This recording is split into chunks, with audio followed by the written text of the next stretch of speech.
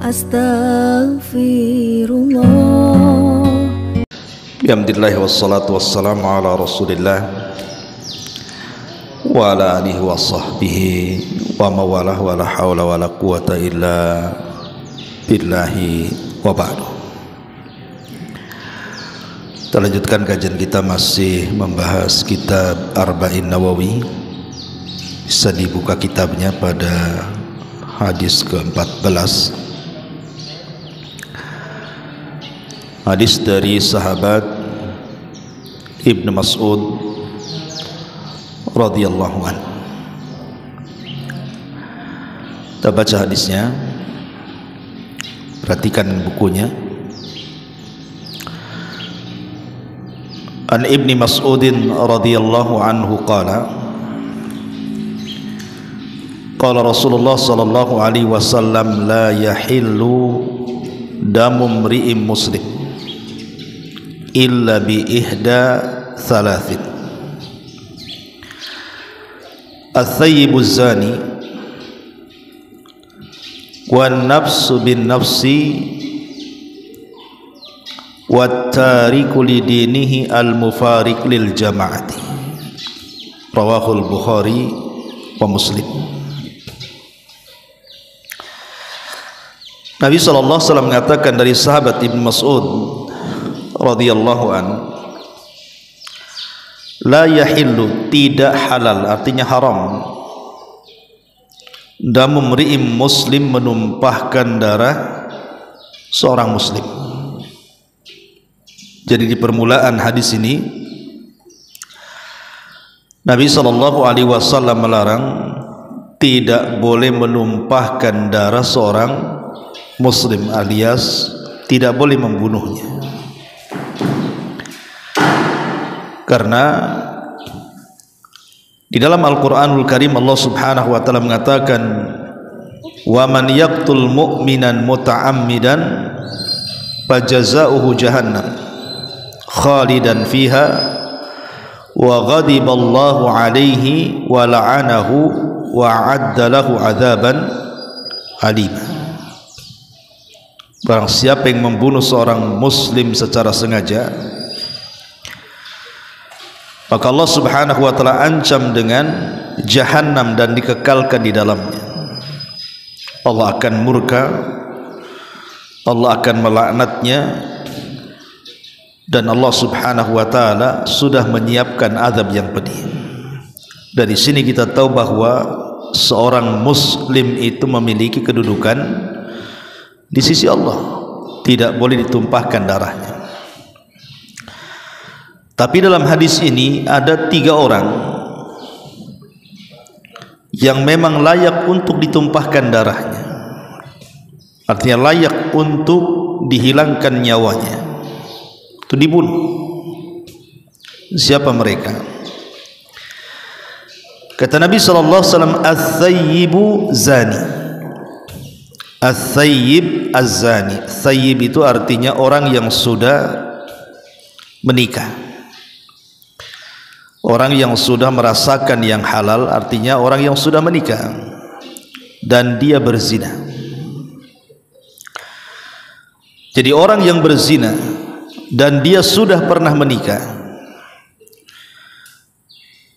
kalau seandainya ketahuan oleh pemerintah yang menegakkan hukum Islam dan perkaranya sampai kepada mereka, maka wajib ditegakkan hukum hudud.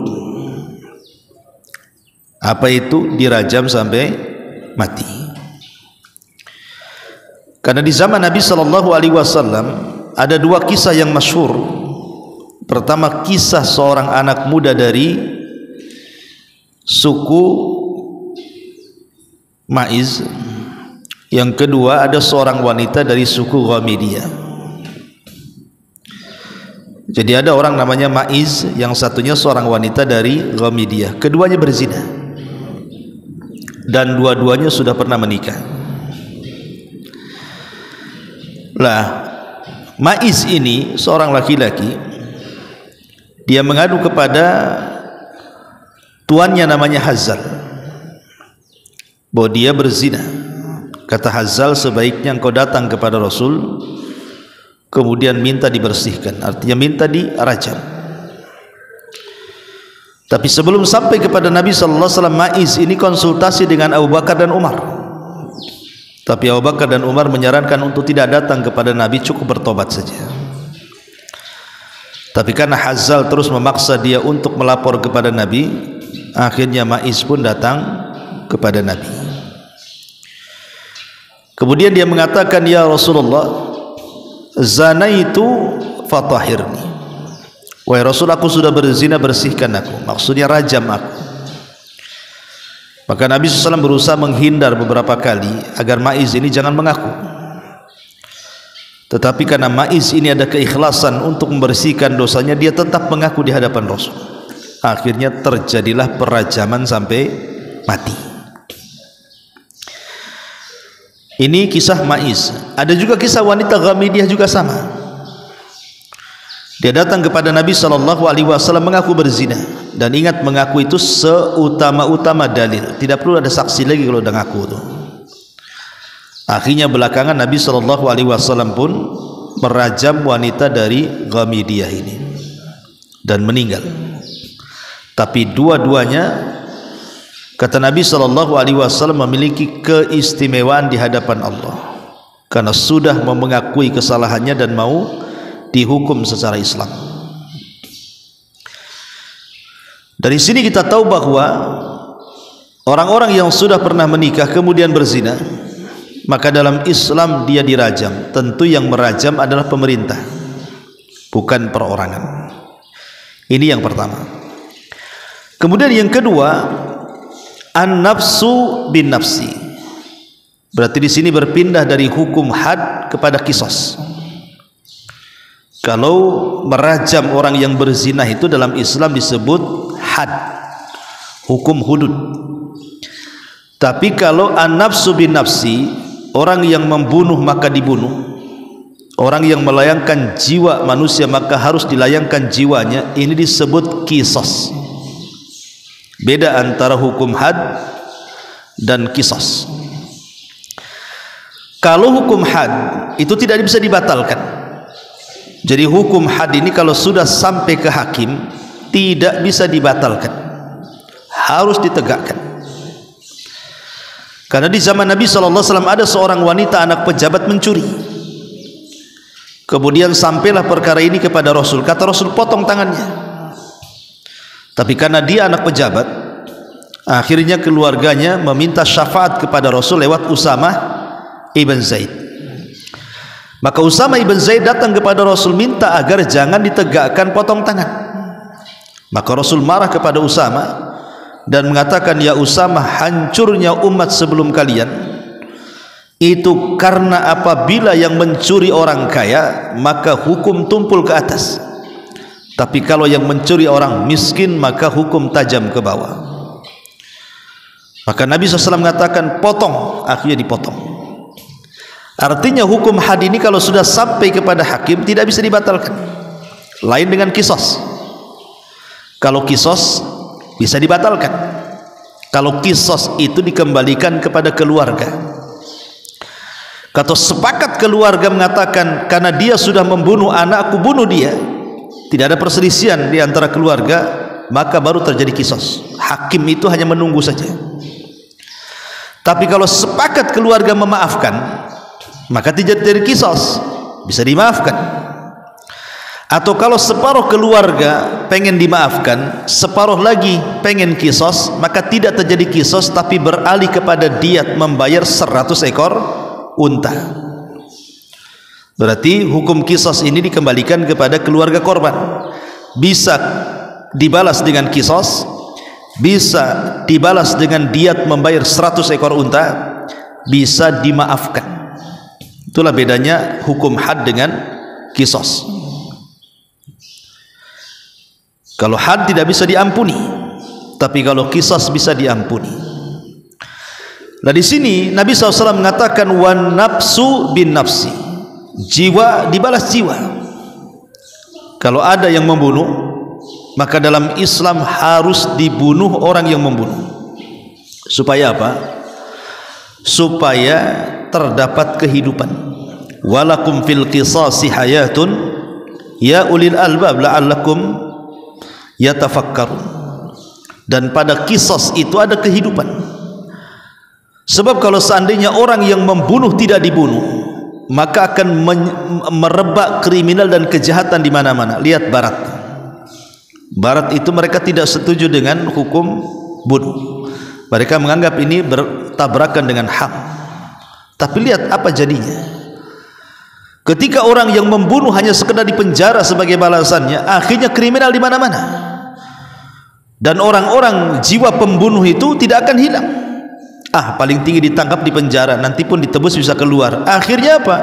Jiwa pembunuhnya tidak hilang, sehingga keluar dari penjara membunuh lagi dia. Tapi dalam Islam, untuk mematikan jiwa pembunuh, maka pembunuh harus dibunuh. Kecuali dalam beberapa gambaran. Pertama, kalau ada orang tua membunuh anaknya. Orang tua membunuh anaknya, apakah terjadi qisas? Ini menjadi khilaf ulama. Jumhur ulama mengatakan bahwa kalau ada seorang ibu membunuh anaknya atau ayah membunuh anaknya, apakah kemudian ibu dan bapaknya juga harus dibunuh? Maka mayoritas para ulama mengatakan bahwa kalau ada orang tua membunuh anak, tidak ada qisas. Tidak ada qisas. Alasannya satu, karena yang menjadikan adanya anak itu orang tua. Kalau tidak ada orang tua, tidak ada anak. Bagaimana kemudian seorang anak menghilangkan nyawa orang tua sementara dia ada karena orang tua? Adapun orang tua membunuh anak, tidak mungkin dia membunuh kecuali karena alasan. Karena orang tua itu hakikatnya difitrahkan sayang dengan anaknya. Jadi kalau dia membunuh anaknya itu karena sebab, bukan membunuh gitu saja, pasti ada sebabnya, ya. Kemudian wasiat dalam Quran itu tidak ada. Allah mewasiatkan orang tua berbuat baik kepada anak, tapi anak berbuat baik kepada orang tua. Wasiat itu. Maka dari sebab alasan ini, jumhur ulama mengatakan bahwa kalau ada orang tua membunuh anak, tidak ada qisas. Walaupun Imam Malik rahimahullahu ta'ala mengatakan tetap ada qisas dengan berbagai macam dalil yang ia kemukakan. Artinya terjadi khilaf ulama, apakah orang tua membunuh anak juga harus dibunuh atau tidak. Ini terjadi silang pendapat. Jumhur mengatakan tidak, Imam Malik mengatakan tetap dibunuh. Ini yang pertama. Yang kedua, kalau ada orang Islam membunuh orang kafir, maka tidak terjadi qisas. Kalau ada orang Islam membunuh orang kafir, dengan catatan kafirnya bukan kafir harbi. Kalau kafir harbi harus dibunuh. Maksudnya kafir yang merangi.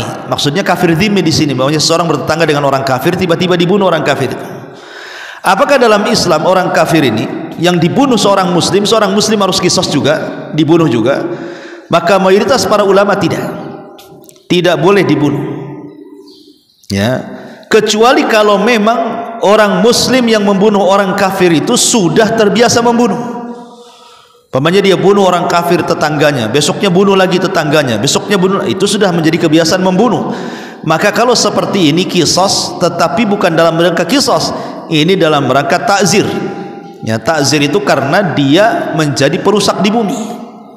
Maka orang-orang yang merusak di bumi, maka pemerintah berhak membuat undang-undang membunuh supaya jangan ada kerusakan. Ini gambaran yang kedua. Kalau ada orang kafir membunuh orang Islam, memang terjadi silang pendapat. Ada yang mengatakan tetap dibunuh, ada yang mengatakan tidak. Jumhur mengatakan tidak dibunuh. Kemudian yang ketiga, kalau ada orang merdeka membunuh budak, maka jumhur mengatakan tidak dibunuh. Kenapa? Karena tidak sekufu, tidak sama kedudukannya. Tapi Abu Hanifah, Imam Ahmad dan Ibnu Taimiyah mengatakan tetap dibunuh, karena yang dihilangkan jiwa. Siapa yang menghilangkan jiwa, maka jiwanya juga harus dihilangkan. Terjadi silang pendapat juga. Tapi secara umum bahwa siapapun yang membunuh jiwa maka terjadi qisas. Ulama mengatakan walaupun dia tidak menjadi eksekutor, artinya bukan dia yang membunuh, tetapi kalau dia menjadi dalang pembunuhan atau terlibat dalam pembunuhan, walaupun bukan dia yang membunuh, tetap harus diqisas. Dalilnya adalah di Yaman, di zaman Khalifah Umar bin Khattab radhiyallahu an, ada suami istri. Wanita menikahi seorang suami yang sudah punya anak. Suaminya bekerja. Tiba-tiba ketika suaminya bekerja, si wanita ini selingkuh dan ketahuan oleh anak daripada suaminya. Akhirnya kemudian wanita ini bersekongkol dengan selingkuhannya untuk membunuh anak itu, padahal anak itu belum balik. Akhirnya membunuh 5 orang pembunuh bayaran. Dibunuhlah anak itu. Kemudian setelah lama kasusnya akhirnya tersingkap siapa dalam pembunuhan anak itu. Maka hal ini sampai kepada Umar bin Khattab radhiyallahu an dan mengatakan, kalaulah penduduk Son'a itu semua berserikat dalam pembunuhan anak itu, laqataltum, ku bunuh mereka semuanya. Dari sini kita tahu bahwa kisah ini bukan hanya eksekutornya, tapi semua dalang di belakangnya tetap terkena kisah. Dalil yang kedua, hadis uranium. Di zaman Nabi SAW ada orang-orang yang datang kepada Rasul dari kabilah uranium. Mereka meminta obat karena ada yang sakit. Oleh Nabi SAW kemudian diambilkan kencing unta, kemudian diberi minum, menunjukkan bahwa kencing unta obat. Kemudian sembuhlah. Setelah sembuh mereka pergi. Di tengah jalan orang-orang uranium ini ketemu seorang penggembala unta. Tiba-tiba untanya dicuri, orangnya dibunuh dengan cara sadis. Sampailah berita ini kepada Nabi. Maka Nabi SAW menangkap semua orang-orang uranium itu, kemudian mengeksekusi semuanya. Padahal di antara mereka ada yang terlibat langsung, ada yang tidak langsung, tapi karena mereka bersepakat dalam pembunuhan, maka mereka dibunuh semuanya. Itulah kisah. Dan ingat, kisah itu dibunuh sebagaimana dia membunuh. Kalau dia membunuh dengan cara mencongkel matanya sebelum membunuh, maka ketika terjadi kisah dicongkel juga matanya, kemudian baru dibunuh. Jadi kisah ini pembunuhannya persis seperti yang dilakukan kepada orang yang dibunuh dia. Jadi kalau sebelum dia membunuh dicangkul dulu kepalanya, maka kisahnya pun sama, cangkul dulu kepalanya baru dibunuh. Jadi kisah itu harus sama persis dengan pembunuhannya. Lain dengan hukum had. Kalau hukum had orang itu tergantung pemerintah, bisa saja dipenggal kepalanya dan begitu seterusnya. Ya, intinya bahwa dalam Islam itu ada kisah karena kisah itu kebaikan, akan menjadi aman bagi keluarga korban, merasa terbalaskan sehingga dia tenang. Ya, akan menjadi kebaikan bagi pelaku, mungkin dia bisa bertobat. Kemudian juga bisa menjadi keamanan kepada masyarakat Islam, sehingga berpikir tuh, kalau saya membunuh bisa dibunuh, ya, kalau saya menyakiti bisa disakiti. Akhirnya amanlah masyarakat Islam di dunia dan di akhirat. Makanya Rasul mengatakan an-nafsu bin nafsi, jiwa dibalas jiwa. Kemudian yang terakhir, at-tariku li dinihi al-mufariq lil jamaah. Orang yang murtad, at-tarik li dinihi, orang yang meninggalkan agama alias orang murtad. Ada di zaman sekarang yang mengatakan orang murtad biarkan orang murtad, ngapain pula kemudian dibunuh. Ini Islam. Islam itu ada aturan. Ini agama. Kata agama bahwa orang yang murtad dibunuh. Kalau dia hidup di negeri Islam, diterapkan hukum Islam, maka orang yang murtad itu ditangkap kemudian dimintai tobat, kalau tidak dibunuh, dipenggal lehernya. Atau al-mufariq lil jamaah, orang yang keluar dari jamaatul muslimin, artinya orang yang memberontak pemerintah. Orang-orang yang memberontak pemerintah maka diperangi, sebagaimana Ali radhiyallahu anhu memerangi Khawarij. Dan orang Khawarij banyak yang dibantai oleh Ali radhiyallahu anhu karena mereka memberontak kepada pemerintah. Berarti kalau kita perhatikan hadis ini bukan 3 tapi 4, ya. Pertama, orang yang sudah menikah kemudian berzina maka dibunuh dengan cara rajam. Yang kedua, orang yang membunuh maka dibunuh secara qisas. Kemudian yang ketiga, orang yang murtad dibunuh karena hukum hudud. Kemudian yang keempat, orang yang memberontak pemerintah, al-mufariq lil jamaah, dalam riwayat orang yang keluar dari jamaah kaum muslimin. Pertanyaannya, apakah hanya orang-orang ini saja yang halal dibunuh jiwanya? Tidak, ada yang lainnya. Contoh, orang yang melakukan homoseksual. Dalam Islam, orang yang melakukan homoseksual, melakukan perbuatan kaum Lut, itu dibunuh, sepakat ulama, tidak ada khilaf. Ulama khilaf itu cara membunuhnya saja, tapi dibunuhnya sepakat. Cuman cara membunuhnya yang diperselisihkan ulama. Ada yang mengatakan dilempar dari ketinggian, ada yang dikatakan dirajam dan lain sebagainya. Intinya tetap dibunuh. Yang kedua, jasus. Jasus itu mata-mata negara. Mata-mata itu dibunuh.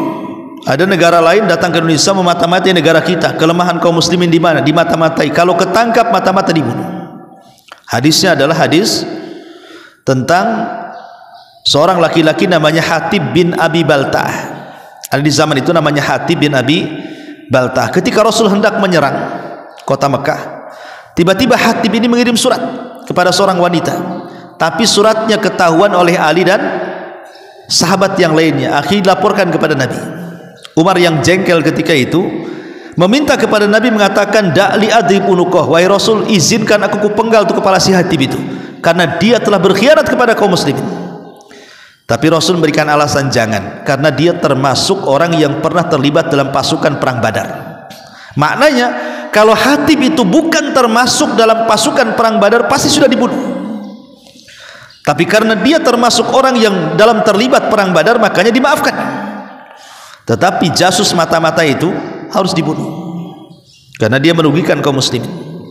Ya, jadi bukan hanya sekedar, ataupun yang harus dibunuh adalah para pemberontak. Saya katakan tadi, para pemberontak maka boleh diperangi, sebagaimana Ali memerangi Khawarij, maka itu jelas diperangi. Ya, jadi bukan hanya 3 perkara saja yang harus dihilangkan nyawanya, tapi homoseksual dalam Islam harus dihilangkan nyawanya. Kemudian juga tadi saya katakan jasus mata-mata dihilangkan nyawanya juga. Kemudian para pemberontak, termasuk quta'ut turuq, para perampok yang mereka tidak segan-segan membunuh orang, bukan hanya sekedar merampas saja, tapi membunuh juga, maka boleh dibunuh karena undang-undang pemerintah. Ya, jadi karena mereka masuk pada orang-orang yang merusak di permukaan bumi.